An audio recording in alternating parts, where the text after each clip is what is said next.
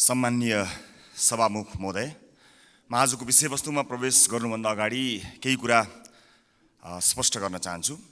जनतामा भ्रमित हुने गरी जबरजस्ती फैलिएका प्रोपागान्डाहरूको प्रतिकार गर्न र सत्य सन्देश प्रवाह गर्नका लागि एक जिम्मेवार जनप्रतिनिधिका हैसियतले आफ्नो दृष्टिकोण जनता समक्ष पुर्याउने थलो पनि संसद भएका हुनाले म यो अनुमति चाहन्छु। सभामुख महोदय, नागरिकता विधेयकका सम्बन्धमा राष्ट्रिय स्वतन्त्र पार्टी कुनै समुदायको विरुद्ध छ भन्ने भाष्य जबरजस्ती निर्माण गरेर निमुखा नागरिकलाई गुमराहमा राख्न खोजिएको छ। त्यसो गर्नेहरूलाई म यति मात्र भन्न चाहन्छु कि राजनीतिसँग कुनै सरोकार र भोट बैंकको कुनै आवश्यकता नहुँदा पनि प्राकृतिक विपत्ति, वैदेशिक रोजगारीका समस्या र मिटर ब्याज जस्ता विषयमा आवाजविहीन मधेसी जनताको पक्षमा हामी उभिएको संसार साक्षी छ। मैले श्रेय लिन खोजेको होइन, एउटा दृष्टान्त मात्र दिन खोजेको हुँ। सम्मान्य सभामुख महोदय, मलाई नागरिकले नागरिकता नपाउनुको पीडा थाहा छ, साँच्चै नै थाहा छ। कुनै पनि नेपाली नागरिक नागरिकताबाट वञ्चित हुनु हुँदैन, त्यो उसको नैसर्गिक अधिकार हो। जन्मसिद्ध नेपाली नागरिकका सन्तान र एकल आमाहरूका सन्तानको नागरिकताको अधिकार मेरो र तपाईँको जति नै सुनिश्चित छ हुनुपर्छ। सभामुख महोदय,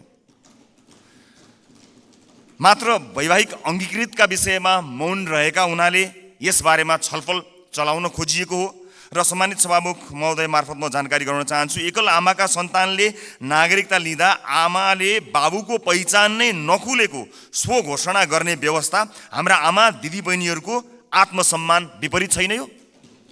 यस्ता प्रश्नहरूको विषयमा पनि सोचौँ भनेको हामीले। विधेयक संसदमा आएको भए हामी छलफल गर्थ्यौँ, स्वामित्व लिन्थ्यौँ, तर जसरी जुन बाटोबाट प्रमाणीकरण भयो जम्मा विपत्ति यतिमा हो। सभामुख महोदय, र यदि सदनमा आएर छलफल हुने भएको भए त्यहाँ भएको विभेदका विषयमा पनि हामी कुराकानी गर्थ्यौँ। महिला र पुरुषलाई जुन विभेद गरिएको छ वैवाहिक अङ्गीकृतका विषयमा, त्यसमा पनि हामी हाम्रो धारणा राख्थ्यौँ र दुधको दुध पानीको पानी थाहा हुन्थ्यो कि यो सदनमा आइसकेपछि को के कुराको पक्षमा छन् या विपक्षमा छन् भन्ने कुरा थाहा हुन्थ्यो। त्यस कारणले यो गलत बाटोबाट गएका हुनाले गलत मानिसको पुतला जलाइएको छ भन्ने कुरा म सम्मानित सदन मार्फत जानकारी गराउन चाहन्छु। र अर्को महत्त्वपूर्ण कुरा सम्मानित सभामुख मार्फत भन्न चाहन्छु कि हामीले पार्लियामेन्टको डिग्निटी राख्नलाई कहीँ कतै चुकिरहेका त छैनौँ, यसबारेमा पनि अलिकति ध्यान आकर्षण गराउन चाहन्छु। सभामुख महोदय, जस्ता हामीहरूले छलफल गऱ्यौँ, हामी नयाँ राजनीतिक दलका हिसाबमा, चाहे ती हाम्रा पक्षबाट आएका हुन् या अन्य राजनीतिक दलबाट आएका विषयहरू, हामी काहीँ न काहीँ लज्जित भएका छौँ। यो सदन भैँसी राँगाको विषयमा गफ गरेर यदि 5 वर्ष बिताउने हो भने हामीले गोबर बाहेक केही पनि प्राप्त गर्न सक्दैनौँ। हामी आत्मआलोचना गर्न चाहन्छौँ। हाम्रा दलबाट पनि भएका कमी कमजोरीलाई आत्मआलोचना गर्न चाहन्छौँ र नयाँ राजनीतिक दलका रूपमा हामी एउटा नयाँ अभ्यास लिएर आएका छौँ। हामीले आज बजेटमा कुराकानी गरिरहँदा, राष्ट्रका महत्त्वपूर्ण मुद्दामा कुराकानी गरिरहँदा आम सर्वसाधारणमा संसदबाट गएको सन्देश राम्रो सन्देश गएको छैन। म आफ्नो भागको ब्लेम, आफ्नो भागमा परेको जुन दुःख छ त्यो आफ्नो जिम्मेवार हुन चाहन्छु र आफ्नो राजनीतिक दलका तर्फबाट गत केही दिनहरूमा भएका बहसहरू अलिकति अमर्यादित भएकोमा क्षमा याचना पनि गर्न चाहन्छु। सम्मान्य सभामुख महोदय, म अब विषयवस्तुमा प्रवेश गर्न चाहन्छु। आगामी आर्थिक वर्ष 80-81 का लागि सरकारले गत 1 महिनामा विनियोजन विधेयकका प्राथमिकता, त्यसपछि नीति तथा कार्यक्रम अनि अहिले बजेट बारेमा बजेट प्रस्तुत गरेको छ। यी कार्यक्रमहरू हेर्दा मनमा एउटा प्रश्न जन्मिएको छ। सभामुख महोदय, सरकारले प्रस्तुत गरेको यो विनियोजन विधेयकका प्राथमिकता, नीति तथा कार्यक्रम र बजेट एउटै सरकारले ल्याएर आएको हो कि फरक सरकारको पालामा आएको भन्ने कुरामा म चाहिँ अलिकति दोधारमा परेको छु। किनभने यी कार्यक्रमहरूबीच तालमेल कहीँ कतै भेटिएको छैन। यसबारेमा छुट्टै बहस गरौँला। तर अहिले म बजेटमा केन्द्रित भई केही कुराहरू राख्न चाहन्छु। सम्मान्य सभामुख महोदय, एउटा उदाहरण मात्र यहाँ प्रस्तुत गर्न चाहन्छु। मान्नुहोस् कुनै एउटा परिवार छ, त्यो परिवारका 4 सदस्यले कमाउँछन्। एकजना सरकारी जागिरे छ भन्ठान्नुहोस्, एकजना कृषि कार्य गर्छ, एउटा खुद्रा पसल चलाउँछ, अर्को एउटा वैदेशिक रोजगारीमा जान्छ। त्यस परिवारको घरमुलीले आउने वर्ष हाम्रो प्रत्येक सदस्यको आम्दानी एउटा 5% भनौँ न, 5%ले बढ्छ भनेर हिसाब देखायो भने कसरी पत्याउने? घरमूल्य हिसाब देखाए जस्तो सबैको आम्दानीको वृद्धि दर एउटै कसरी हुन सक्छ सभामुख महोदय? जस्तै सरकारले दिने पारिश्रमिकको कुरा त्यसको वृद्धि दर सरकारले निर्धारण गर्छ। व्यापारबाट हुने आम्दानीको त्यसको चाहिँ नि बजारको व्यवस्थापनले निर्धारण गर्छ। वैदेशिक रोजगारीमा हुने कुरा रोजगारदाता मा भर पर्छ, श्रमको माग अनुसार भर पर्छ, ती देशको नीतिले निर्धारण गर्छ। कृषिबाट हुने आम्दानी, उत्पादनको अवस्था, बिक्री मूल्यहरूले निर्धारण गर्छन्। मैले दृष्टान्त दिएको घरमूलीको त्यो 5% को बेसुरा अनुमानको उदाहरण हाम्रो अर्थमन्त्रीज्यूको अनुमानसँग ठ्याक्कै मिल्छ कि भन्ने मलाई लागेको छ। यो बजेटमा माननीय अर्थमन्त्रीज्यूले चालु आर्थिक वर्षको जम्मा राजस्वको संशोधित अनुमानभन्दा आगामी आर्थिक वर्ष चाहिँ 24.37% राजस्वको वृद्धि हुने अनुमान गर्नुभएको छ। यो अङ्क याद गर्नुहोला माननीय सदस्यहरू, 24.37।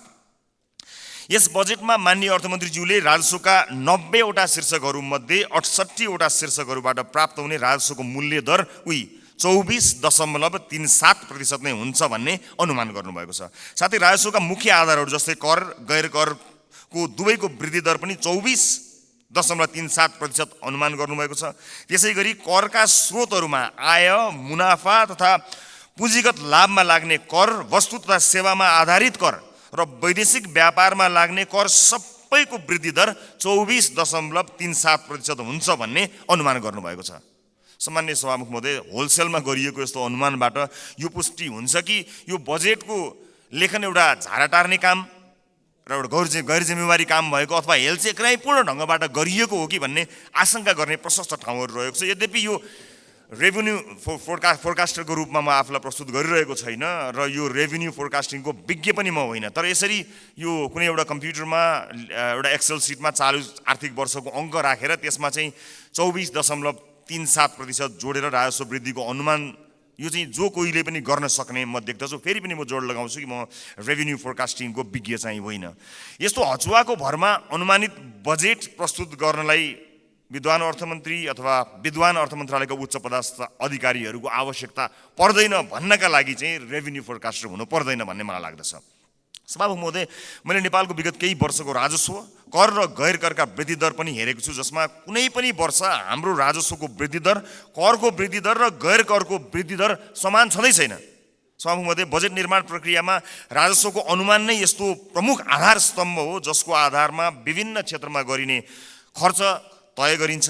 चालु आर्थिक वर्षको प्रक्षेपित राजस्व करिब 14 खर्ब उठ्न नसक्ने भई संशोधित अनुमान करिब 11 खर्बमा झार्नु परेको यो विषम अवस्थामा अर्थमन्त्रीज्यूले आगामी आर्थिक वर्षको बजेट प्रस्तुत गरिरहँदा जम्मा राजस्वको करिब 93% भन्दा बढी उठ्ने अनुमान गरिएको राजस्वका शीर्षकहरूबाट प्राप्त हुने राजस्वको वृद्धि दर एउटै 24.37% हुने अनौठो अनुमानले हामीलाई कहाँ पुर्याउने हो भन्ने एउटा ठूलो प्रश्न खडा भएको छ। चालु आर्थिक वर्षमा लक्ष्य अनुसार राजस्व सङ्कलन हुन नसक्दाको परिणाम स्थानीय तहमा हस्तान्तरण हुने समानीकरण अनुदानको 50% कटौती गर्ने अवस्थामा सरकार पुगेको सर्वविदितै छ। यस्तो हचुवाको भरमा प्रक्षेपण गरिएको राजस्वमा आधारित आगामी वर्षको बजेटले हामीलाई यो मुलुकलाई कहाँ पुर्याउने हो ठूलो प्रश्न खडा भएको छ। राष्ट्रको ढुकुटीमा सङ्कलन हुने अनुमान हचुवाको भरमा भएको बजेटमा आधारित खर्चका कार्यक्रमहरू कसरी विश्वासिला हुन सक्छन्? सभामुख महोदय, मेरा पार्टीका मान्य सदस्यहरूले बजेटका कार्यक्रमको बारेमा पनि आफ्नो मन्तव्य राखिरहँदा हाम्रो पार्टीको धारणा पनि राख्नुभएकै छ र म पुनः दोहोऱ्याउँदै यो गरिमामय सदनको समय बर्बाद गर्नतिर लाग्दिनँ। तसर्थ सम्माननीय सभामुख महोदय मार्फत हाम्रा विद्वान अर्थमन्त्रीज्यूलाई विश्वमा इमान्दार, मेहनती र कर्तव्यनिष्ठ भनी पहिचान बनाएका सम्पूर्ण नेपाली आमा बुवा दाजुभाइ तथा दिदीबहिनीहरूको जनप्रतिनिधिको हैसियतले केही प्रश्नहरू राख्न चाहन्छु। 1, कर र गैर करलाई प्रभाव पार्ने विषयवस्तु र क्षेत्र फरक हुन्छन् भने एउटै दरमा वृद्धि कसरी सम्भव हुन्छ? 2, कुल राजस्व र कर वृद्धिको दर एउटै कसरी हुन्छ? 3, कुल राजस्व र गैर करको वृद्धि एउटै कसरी हुन्छ? 4, अझै उदेक लाग्दो चाहिँ कर र गैर कर जसको आधार र प्रकृति बिल्कुल भिन्न हुन्छ, यिनीहरूको वृद्धि दर कसरी एउटै हुन्छ? मेरो प्रश्न।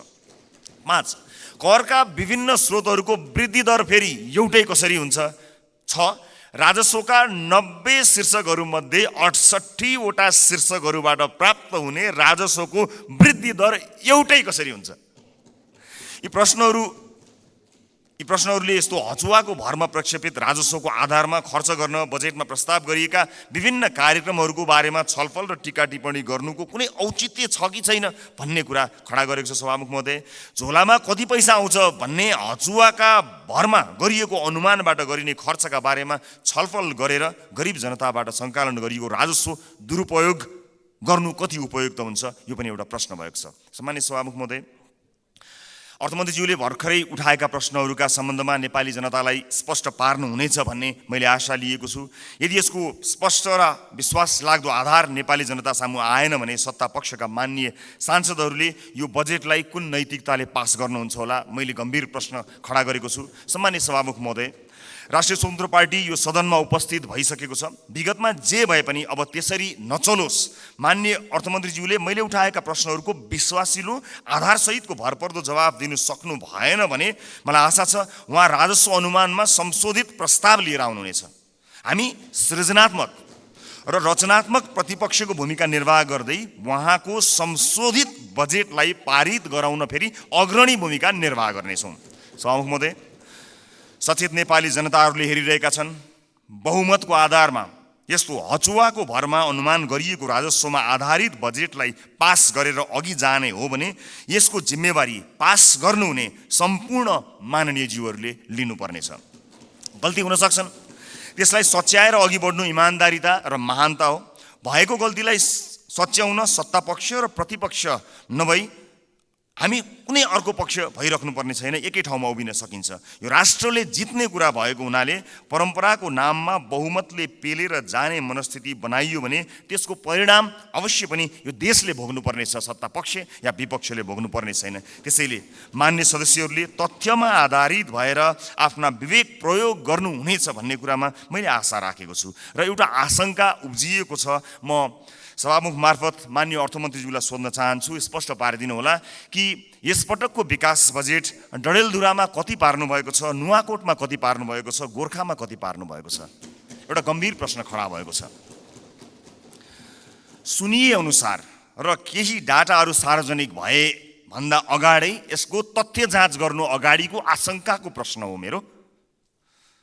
लगभग 40 देखि 50% विकास बजेट डडेलधुरा, नुवाकोट र गोर्खाका लागि छुट्याइएको जानकारी आएको छ। हामी अरूबाट सुन्न चाहँदैनौँ। सञ्चार माध्यमका हेडलाइनको तथ्य जाँच हामी गर्दै गरौँला, तर म माननीय अर्थमन्त्रीज्यूबाट यसको जवाफ चाहन्छु। बताइदिनु होला डडेलधुरा, नुवाकोट र गोर्खामा कति बजेट छुट्याइएको छ, अनि मधेसलाई बजेटमा गरिएको विभेदका बारेमा कतिको जानकार हुनुहुन्छ, एकपटक बताइदिनु होला। सम्मानित सदनमा स्क्रिनहरूमा हामी बोलेको आवाज राखिएको छ। हामीले बजेटमा कुराकानी गरिरहँदा यो देशको भविष्य निर्माण गर्छौँ भनेर हामीले ब्यालेटको बाटो हुँदै यही सदन छिरेर परिवर्तन गरेरै छाड्छौँ भनेर प्रतिबद्धता गरेर आइरहँदा सदनमा भइरहने बहसहरूले यतिखेर सरकारी अस्पतालहरूमा भएको अवस्था हामीले सम्बोधन गर्न सकेका छौँ। म त भन्छु सम्मानित सभामुख महोदय, यो सदनमा 5 वर्षसम्म आजबाटै देशका 7वटा प्रदेशका सरकारी अस्पतालको लाइभ सीसीटीभी फुटेज एकातिरको भित्तामा राखौँ। देशका अझ विशेष गरेर मधेसका सामुदायिक विद्यालयका सीसीटीभी फुटेजको लाइभ फुटेज दाहिनेतिर भित्तामा राखौँ। अनि बिचमा एउटा स्क्रिनको व्यवस्था गरौँ सभामुख महोदय, जहाँ करिब प्रत्येक दिन 5-6 हजारका दरले यो देशमा भविष्य छैन भनेर यो देशबाट निस्किएर गएका त्रिभुवन अन्तर्राष्ट्रिय विमानस्थलमा लाइनबद्ध भएका नेपाली नागरिकको तस्बिर, त्यसको लाइभ फुटेज राखौँ र 5 वर्षपछि हामी हेरौँ बिफोर र आफ्टर भनेर। हामी संसद छिर्नु अगाडि ती विद्यालय कस्ता थिए, हामीले 5 वर्ष यो सदनमा बहस गरेर ती विद्यालयलाई कस्ता बनायौँ। ती अस्पतालहरू विशेष गरेर बालबालिकाको हुने ती नजिकैको कान्ति बाल अस्पताल गए पनि हुन्छ, संसदपछि सबैजना जाउँ।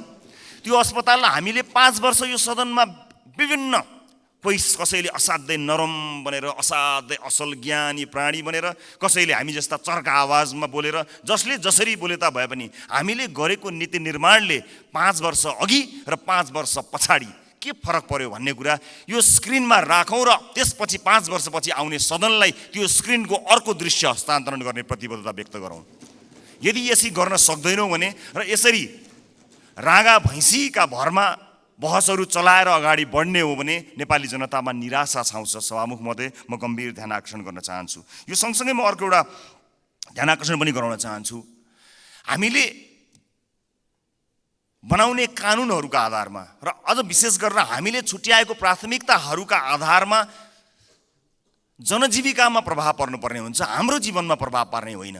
तपाईँ हाम्रो जीवनमा आज यो सम्मानित सदनभित्र आएका हामीहरू नेपाली नागरिकलाई केही भनेर यहाँ आएका छौँ, तर आज सम्बन्धित मन्त्रीका जिल्लाहरूमा अलिकति पहुँच भएका सांसदहरूका जिल्लाहरूमा जसरी बजेट बाँडफाँड गर्ने कार्य भएको छ, के तपाईँलाई लाग्छ यसपछि फेरि पनि जनताका माझमा हात जोडेर भोट माग्न जाँदाखेरि हामीले यही 5 वर्षका गतिविधि र यिनै बजेटहरू यिनैका आधारमा नेपाली जनताले हामीलाई पत्याएर भोट दिनेछन्? दिने छैनन्। यदि नेपाली जनताले विवेक प्रयोग गरे भने दिने छैनन्। र जुन किसिमको बहस सम्मानित सदनमा केही दिन अगाडि भयो, त्यो बहस यदि निरन्तरता हुने हो भने सम्मानित सभामुख महोदय मार्फत भन्न चाहन्छु, म चाहिँ नेपाली जनतालाई अनुहार देखाउने हैसियतको रहने छैन। त्यसकारणले यो सदनमा हुने बहस अत्यन्त महत्त्वपूर्ण बनोस्, यहाँ हुने सरसल्लाहहरू महत्त्वपूर्ण बनुन् भन्ने कुराको ध्यान आकर्षण गराउन चाहन्छु र आफ्ना दलका तर्फबाट म यसको प्रतिबद्धता पनि व्यक्त गर्न चाहन्छु। सञ्चार माध्यममा आएका विषयलाई लिएर नै हामी कहिलेकाहीँ सदन अवरुद्ध पनि गर्दा रहेछौँ, त्यसको फ्याक्ट चेक गर्नु पनि महत्त्वपूर्ण हुने रहेछ। मैले निर्ममतापूर्वक भन्नै पर्छ, केही, सबै होइनन्, केही सञ्चार माध्यमहरूमा कयौँ व्यापारी व्यवसायीहरूले लगानी या विज्ञापनबाट प्रभाव पारेका छन्। यो सत्य हो। बोल्न धेरैजना किन डराउनुहुन्छ भने ती सञ्चार माध्यमहरूले गलत लेखिदिँदा आफ्नो छवि बिग्रन्छ भन्ने डरले कयौँ मान्यहरू बोल्नुहुन्न, तर त्यसो भन्न मिल्दैन। त्यसैमा आएको समाचारले संसदमा हङ्गामा मचाइरहँदाखेरि त्यो जसले समाचारलाई प्रभावित पार्न खोज्यो कुनै व्यापारी, उसले कति रमाइलो मान्दो हो। यो सदन कुनै एउटा हेडलाइनमा उचालिने ठाउँ होइन, त्यसको वास्तविकता जाँच गर्नुपर्छ, त्यसलाई परख्नुपर्छ, अनि त्यसपछि आवश्यक भए मात्र सदन घेरिनुपर्छ, सदनमा हो हल्ला गर्नुपर्छ। यो मैले आफैलाई बढी प्राथमिकता दिएर भनेको, मैले कुनै दललाई भनेको होइन। हाम्रो दल पनि यसमा सहभागी छ। त्यसकारणले हामी केही नयाँ गरौँ भनेर आएका दलहरू हामी पुरानै शैलीमा गयौँ र हामी पनि त्यही रोगमा लाग्यौँ भने मैले अघि भने जस्तै हामीले प्राप्त गर्ने भनेको यी गाई र भैँसीका अथवा भैँसी र राँगोका कुराकानी गऱ्यौँ भने अन्त्यमा हामीले प्राप्त गर्ने भनेको त्यो गोबर बाहेक केही पनि होइन। मैले सम्मानित सदनलाई यो कुरा जानकारी गराउनै पर्नेछ। सम्मानित सभामुख महोदय, यस सदनमा हामीले नेपाली जनताका लागि नीतिहरू बनाइरहँदा र विशेष गरेर बजेटमा प्राथमिकताहरू छुट्याइरहँदा हामीले छुट्याएको प्राथमिकताले आम नागरिकको जीवनलाई छुन सकेनछ भने, आम नागरिकको दैनिकीलाई प्रभाव पार्न सकेन भने हाम्रो लागि त्यो दुर्भाग्यको विषय हुन्छ। सरकारले विदेशमा रहेका नागरिकका लागि पनि अब भोटिङ राइट्स दिने, विदेशमा रहेका नेपाली नागरिकले पनि भोट हाल्न पाउने अधिकारको सुनिश्चितता गर्ने भनेर भन्यो, तर कहाँ छुट्याउनु भयो अर्थमन्त्रीज्यू बजेट? त्यसका लागि लगत सङ्कलन गर्न जानु पर्ला, निर्वाचन आयोग विदेशमा रहेका नेपालीहरूको बारेमा जानकारी लिन जानुपर्छ, त्यसका लागि कहाँ कतै मैले बजेटमा कतै मैले देखिनँ कि, मलाई क्षमा गर्नुहोला, तर त्यसलाई तपाईँले भन्नलाई त भनिदिनु भयो होला, तर प्राथमिकतामा राख्नु भएन। हामी फेरि पनि भन्न चाहन्छौँ, यो देशमा भविष्य नदेखेर विभिन्न कुरीतिका कारणले, हामीले भोग्नु परेका व्यथितिका कारणले मुलुकमै केही गरी खाउँ भन्ने अवसर नपाएर बाध्य भएर विदेश बसेका नेपालीहरूले आफ्नो देशको भविष्य छान्न पाउनुपर्छ, भोट हाल्न पाउनुपर्छ। त्यसलाई प्राथमिकताका साथ राखियोस्। म माननीय अर्थमन्त्रीज्यूलाई विदेशमा रहेका नेपालीहरूले मतदान गर्न पाउने अधिकारको सुनिश्चितताका लागि कति बजेट छुट्याउनु भएको छ, के व्यवस्था गर्नु भएको छ, म त्यसको लागि पनि जवाफ चाहन्छु। र जिल्ला निर्वाचन कार्यालयहरू खारेज गर्ने जस्तो निर्णय, गलत निर्णय सच्याइयोस् भन्ने कुरा पनि म भन्न चाहन्छु। किनभने संवैधानिक निकायहरूलाई हामीले त्यसका काम कारबाहीहरूलाई यदि ध्यान दिएनौँ, तिनको स्वच्छतामा हामीले प्रश्न खडा गऱ्यौँ र त्यसलाई सरकारका मार्फत या कुनै मन्त्रालयका मार्फत ल्याएर राखिदियौँ भने त्यो साँच्चै नै दुर्भाग्यपूर्ण हुनेछ। त्यसकारणले यसलाई पनि पुनर्विचार गरियोस्। खर्च कटौतीका नाममा हरेक विषयलाई यसको गम्भीरता, त्यसको महत्त्व नबुझिकन गरियो भने त्यो साँच्चै नै दुःखद हुनेछ। म सम्मानीय सभामुख मार्फत यो ध्यान आकर्षण गराउन चाहन्छु। र अहिले बजारमा देखिएको वित्तीय सङ्कट, आम नागरिकले भोगेको वित्तीय सङ्कटलाई सम्बोधन गर्ने र त्यसमा उत्साह छर्ने किसिमका कुनै पनि कार्यक्रमहरू हामीले देख्न सकेनौँ। आज एकपछि अर्को सटरहरू बन्द भएका छन्। आज कयौँ व्यापारी व्यवसायीहरू बैंकको चर्को ब्याज तिर्न नसकेर कयौँ व्यापारी व्यवसायीहरू आत्महत्या गर्ने अवस्थासम्म पुगेका छन्। मेरै निर्वाचन क्षेत्रमा शङ्कर कणेलले आत्महत्या गर्नुभयो र उहाँको सुसाइड नोटमा लेखिएका कुराहरू गम्भीर छन्। यस्ता धेरै समस्याहरू देखिएका छन्। आज प्रत्येक 3वटा सटरमा एउटा सटर बन्द भएको अवस्था छ। आज सहकारीहरूका कारणले गर्दाखेरि जुन किसिमको बिल्लीबाट मानिसहरूको भएको छ, त्यसलाई सरकारले गम्भीरतापूर्वक सम्बोधन नगर्ने भयो भने धेरै मानिसहरू सडकमा आउन बाध्य भएका हुन्छन् र बेवस भएर यो मुलुक छोडेर विदेशमा रोजगारीका लागि जानुपर्ने अवस्था सिर्जना हुन्छ। अनि विदेशमा रोजगारीका लागि जानु पर्दाखेरि विदेशमा भएका हाम्रा राजदूतावासहरूको संयन्त्रले लाखौँको सङ्ख्यामा भएका नेपाली नागरिकहरूलाई सम्बोधन गर्नै सक्दैन। यहाँ केही गरौँ भन्दा गर्न पाएका छैनन्। देशै छोडेर जाँदा परदेशमा पनि दुःख पाएर बसेका छन्। मुलुकको समाजको वास्तविक समस्यासँग हाम्रो नीति, हाम्रो बजेट, हाम्रो कार्यक्रम कसरी अलग हुन सक्छ? सभामुख महोदय, समाजको चरित्रभन्दा, समाजले भोगेको पीडाभन्दा हामीले यहाँ गर्ने डिस्कसन, तपाईँ हामीले गर्ने संवाद कसरी फरक हुन सक्छ? सभामुख महोदय, समाजले भोगेको पीडालाई मलम लगाउन नसक्ने गरी हामीले गर्ने संवादको के अर्थ हुन्छ? सभामुख महोदय, त्यसकारणले म विनम्रतापूर्वक अनुरोध गर्न चाहन्छु सभामुख महोदय मार्फत कि नेपाली जनताको पीडालाई, नेपाली जनताले आज भोगेका समस्याहरूलाई त्यसलाई महसुस गरेर, त्यसलाई लिपिबद्ध गरेर हामीले बजेटमा ध्यान दिनुपर्छ। र अन्त्यमा आगामी वर्षका लागि हामीले यसो गर्न सक्छौँ कि सानो एउटा सुझावसहित म बिदा माग्छु। बजेट बन्नुभन्दा 4-5 महिना अगाडि हरेक राजनीतिक दलका अझ विषयविज्ञहरू छन् भने उनीहरूलाई सहभागी गराएर प्राथमिकताका क्षेत्रहरू छुट्याउँ। कुनै पनि राजनीतिक दलले भोट माग्दाखेरि शिक्षा गुणस्तरीय र स्वास्थ्य आम नागरिकको पहुँचमा भनेर हामीले भोट मागेका हौँ नि। हाम्रो घोषणापत्रमा, हाम्रा वाचापत्रमा बाकाइदा लेखिएको छ नि। नेपालको संविधानले पनि त्यो अधिकारलाई सुरक्षित गरेको छ नि। भनेपछि के सत्तापक्ष के विपक्ष कसैको विमति होला र? हामीले कस्तो शिक्षा नीति बनाउने? आउनुहोस् सबै राजनीतिक दलका साथीहरू एक ठाउँमा उभियौँ र एउटा साझा शिक्षा नीति सरकारलाई हामीले रेकमेन्ड गरौँ। किनकि तपाईँले भोट माग्दा पनि नेपाली जनतालाई राम्रो शिक्षा दिन्छु भन्नुभएको हो, मैले भोट माग्दा पनि नेपाली जनतालाई राम्रो शिक्षा दिन्छु भनेको हो। अनि यहाँ राजनीति कसरी भयो?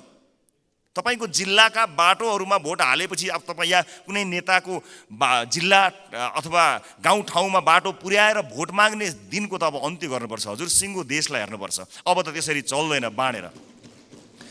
यो नागरिकको स्वास्थ्यका लागि आवश्यक पर्ने हेल्थ केयर बिल कस्तो हुनुपर्छ? सबै राजनीतिक दलका 101 छानेर एक ठाउँमा बसौँ बजेट बन्नुभन्दा करिब 4-5 महिना अगाडि र हामी साझा अवधारणा बनाऊ र त्यसमा एउटा कमन कमिटमेन्ट गरौँ। त्यसलाई सरकारको शिक्षा नीति बनाऊ। कोही विपक्षमा हुने छैनन् किनकि सबैको अपनत्व हुनेछ। त्यसै गरी स्वास्थ्यका विषयमा कुराकानी गरौँ, अफोर्डेबल हेल्थ केयरका बारेमा हामी कुराकानी गरौँ र सबै दलका माननीयहरू अझ विषयविज्ञहरूलाई राखेर र आवश्यक परे नागरिक समाजबाट पनि विषयमा विज्ञता हासिल गरेका मानिसहरूलाई ल्याएर यो देशको स्वास्थ्य नीति कस्तो हुन्छ भन्ने कुरामा बहस गरौँ। 5 महिना अगाडि बहस गरौँ र त्यस बहसबाट निस्किएको निष्कर्ष, चाहे त्यो मुखमा त्यो निष्कर्ष निस्किएको भोलिपल्ट सरकार ढलोस्, जसुकैको सरकार बनोस्, सत्तापक्ष प्रतिपक्ष बनोस्, प्रतिपक्ष सत्तापक्ष बनोस्, तर त्यो नीति फेल हुनु भएन। यदि नेपाली जनतालाई हामीले हृदयमा राखेका हौँ, साँच्चै नै यो देशको मुहार फेर्नका लागि यहाँ आएका हौँ भने यो काम गरौँ। होइन आफ्नो र आफ्नाका मुहार फेर्न आएको हो भने यसै गरी चलाउँ, 5 वर्ष बिताउँ, तर हामी चाहिँ अनुहार देखाउन लायकका हुने छैनौँ। देशको मुहार जस्ताको तस्तै, तर राजनीतिज्ञको मुहार कति धेरै चम्किलो भएको छ हेर्नुहोस् त। किनकि हामीले जनताका मुद्दालाई चुनावका बेलामा मात्र सम्झ्यौँ, चुनाव पछाडि बिर्स्यौँ। म सम्पूर्ण माननीय सदस्यहरूलाई सत्तापक्ष प्रतिपक्ष जहाँ रहनु भएको छ म सबैलाई विनम्रतापूर्वक अनुरोध गर्न चाहन्छु। नागरिकता विधेयकमा पनि हामीले भन्न खोजेको त्यही हो। ओनरसिप यहाँ छलफल हुन पाएको भए सम्भवतः त्यसमा भएका बुँदाहरूमा अथवा छुटेका विषयहरूमा छलफल गर्न सकिन्थ्यो। यहाँ भएका कुनै पनि दलका मान्य सदस्यहरूले नेपाली नागरिकले नागरिकताबाट वञ्चित हुन परोस् भन्ने कुरामा मत हाल्नै सक्नुहुन्न। कसले सक्नुहुन्छ र? विमति कसैको पनि हुने छैनन्। तर सबैले अपनत्व महसुस गरी सही ढङ्ग र सही बाटोमा आएको भए अहिले सम्भवतः सम्मानित अदालतमा गएर त्यो अड्किने थिएन। अनि त्यसको दोष केही दलहरूले लिनु परेको छ, वास्तवमा होइन। नेपाली नागरिकले नागरिकता प्राप्त गर्नुपर्छ भन्ने कुराको विरोधमा, त्यसको विपक्षमा कोही पनि नेपाली हुनै सक्दैन। तर त्यसभित्रको अन्तर्वस्तुमा पछिसम्मलाई सोचेर संवेदनशील विषयहरूमा यो सदन जहाँ नयाँ माननीयहरू र नयाँ राजनीतिक दलका रूपमा हामी पनि आएका छौँ, हामी पनि यसमा सहभागी हुन चाहन्छौँ अनि हामी पनि यो छलफलमा सहभागी हुन चाहन्छौँ, अन्तर्वस्तुमा कुराकानी गर्न चाहन्छौँ र त्यो विधेयकले छुटाएका तर महत्त्वपूर्ण विषयमा हामी योगदान दिन चाहन्छौँ र इतिहासलाई त्यो दस्तावेजमा हामी पनि सही साक्षी हौँ भनेर भन्न चाहन्छौँ। हामी पक्षमा छौँ। हामी जन्मसिद्ध नेपाली नागरिकहरूले नागरिकता पाउनुपर्छ भन्ने कुराको पक्षमा छौँ। हामी सम्पूर्ण योग्य नेपाली नागरिकहरूले नागरिकता पाउनुपर्छ भन्ने कुराको पक्षमा छौँ। हामी त्यो बहसमा सहभागी हुन चाहन्छौँ र पछिसम्म यो मुलुकलाई हित हुने विषयमा सहभागी मात्र हुन चाहन्छौँ। सम्मानित सदनमा आज मैले यति कुराहरू राखेँ। मलाई विश्वास छ हामीले गरेका बहसहरू केवल बहसका लागि होइनन्। हामीले भनेका यी शब्दहरू, हामीले प्रकट गरेका हाम्रा धारणाहरू केवल यतिकै एउटा धारणा राख्नलाई गरिएका विषयवस्तु होइनन्। विशेष गरेर यसपटकको संसदका सबै जस्तो सेसनहरूमा, सबै जस्तो विषयहरूमा आम नागरिकको चासो तुलनात्मक रूपमा अघिल्ला वर्षहरूको भन्दा बढी भएको एउटा डाटाले बताएको छ। अर्थात् नेपाली नागरिकहरू तुलनात्मक रूपमा नेपालको संसदमा भइरहेको बहसलाई अचेल, अत्यन्त गम्भीरताका साथ हेरिरहेका रहेछन्। एउटा अध्ययनले त्यो बताएको छ। यस्तो चासोको विषय बनेको यो सदन हाँसोको विषय नबनोस्, महत्त्वपूर्ण निर्णयहरू आउन सकुन् र एक अर्कामा सहकार्य गर्दै संसदीय मर्यादालाई कायम राख्दै बहसहरू कायम गरेर मुलुकका लागि केही चिज दिन सकियोस्। र यो 5 वर्षमा जसरी भनिन्छ नि, हामी हाम्रो जीवनको 5 वर्षलाई पल्टाएर हेऱ्यौँ भने 5 वर्ष अगाडि हामी कहाँ थियौँ र 5 वर्ष पछाडि हामी कहाँ छौँ भन्ने कुरा हामी सजिलै हेर्न सक्छौँ।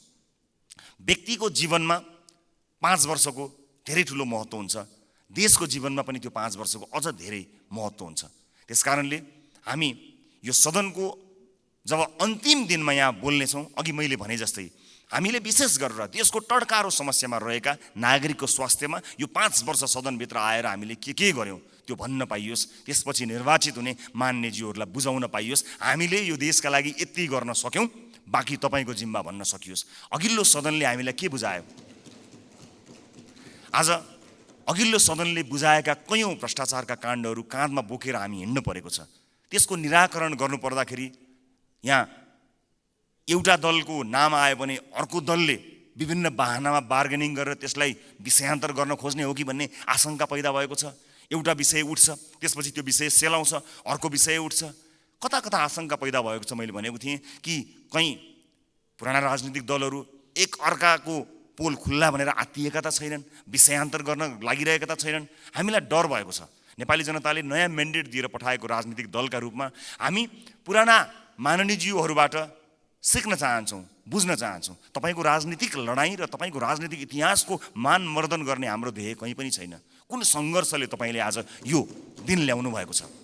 हामी त सजिलै राजनीतिमा आयौँ। साँच्चै भन्नुपर्दा हामीलाई राजनीतिमा त्यो सङ्घर्ष गर्नु परेन। तपाईँहरू त राज्यले लखेटेको, राज्यले मार्छु भनेको, भूमिगत बस्नु परेको, जेल जीवन बिताउनु भएको त्यति ठुलो सङ्घर्ष गरेर तपाईँहरूले यहाँ ल्याउनु भएको छ। हामीलाई गर्व छ तपाईँहरूप्रति। तर गर्व गर्न लायक, तपाईँको इतिहासमा गर्व गर्न लायक वर्तमान भइदियोस् भन्ने मात्र हाम्रो चाहना हो। एक अर्काप्रतिको वैमनस्यता, एक अर्काप्रतिको तिक्तता सम्मानित सदनमा तपाईँहरू उखिरहँदा हामी के हेर्ने, मुस्कुराउने कि ताली पड्काउने कि ढ्याप गर्ने कि मुख छोप्ने, त्यस्तो अवस्था हामीलाई सृजना नगरिदिनु होला। किनकि नेपालको राजनीतिमा तपाईँले दिनुभएको योगदानको हामी कदर गर्न चाहन्छौँ। हामी त्यो पुस्ता बन्न चाहन्छौँ जो अघिल्लो पुस्ताले गरेको राजनीतिक योगदानको उच्च मूल्याङ्कन गर्न सकोस्। तर सम्मानित सदनमा एउटा पार्लिमेन्टको डिग्निटीलाई नै हल्लाइदिने किसिमका गतिविधि हुँदाखेरि कता कता हामीलाई पनि त्यो रोग सरे जस्तो पनि कहीँ दिनमा भयो। हामी त्यो रोग सार्न चाहन्नौँ मान्यज्यूहरू, हामी त्यो रोग सार्न नै चाहन्नौँ। हामी तपाईँलाई त्यही सम्मानित स्थानमा राख्न चाहन्छौँ जुन सम्मानको तपाईँहरू लायक हुनुहुन्छ। हामी नयाँ पुस्ताका राजनीतिज्ञहरूलाई तपाईँहरूले एउटा यस्तो संस्कारको विकास गरिदिनुहोस्, एउटा यस्तो संस्कार दिनुहोस् ताकि हामी भोलि पनि गर्व गर्न सकौँ कि हामीले यो तपाईँबाट सिकेका हौँ। हामीले नेपाली कङ्ग्रेसबाट सिक्यौँ, हामीले नेकपा एमालेबाट सिक्यौँ, हामीले नेकपा माओवादीबाट सिक्यौँ भनेर हामीले भन्न सकौँ, मधेसवादी दलहरूबाट सिक्यौँ, जसपाबाट सिक्यौँ भन्न सकौँ, हामीले नेताहरूको नाम लिएर भन्न सकौँ यी नेताहरूबाट हामीले सिकेको हो नि भन्न सकौँ।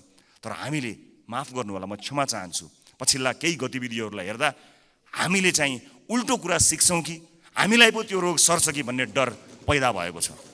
म सभामुख मार्फत सम्मानित सदनलाई यति भन्न चाहन्छु कि नीति कार्यक्रमहरू भन्दा, कानुनहरू भन्दा र बजेटहरू भन्दा नेपाली जनतालाई मूलधारमा राखियोस्, देशको वर्तमान समस्यालाई मूलधारमा राखियोस्। वैदेशिक रोजगारीले गाँजेको यो देश यसका मूल समस्याहरूलाई मध्यनजर नराखिकन त्यसलाई नजरअन्दाज गरेर आँखा चिम्लिएर कहीँ पनि पुग्न सकिँदैन। त्यसकारणले नागरिकको स्वास्थ्य, नागरिकको शिक्षा र सामाजिक न्यायका पक्षमा उभिन सक्ने बनोस् बजेट, यही भन्न चाहन्छु। र म जाँदा जाँदै सभामुख महोदय, मैले अघि एउटै दर रेट भएको यो डकुमेन्ट म शीर्ष नेताहरूलाई म उपलब्ध गराउन चाहन्छु। यसले देखाउनेछ 24.37% जुन मैले डाटा प्रस्तुत गरेँ त्यो म अझ स्पष्ट हुने गरी एक-एकवटा प्रमुख राजनीतिक दल र अर्थमन्त्रीज्यूलाई जाँदा जाँदै हस्तान्तरण गर्नेछु। हस्, धन्यवाद, नमस्कार।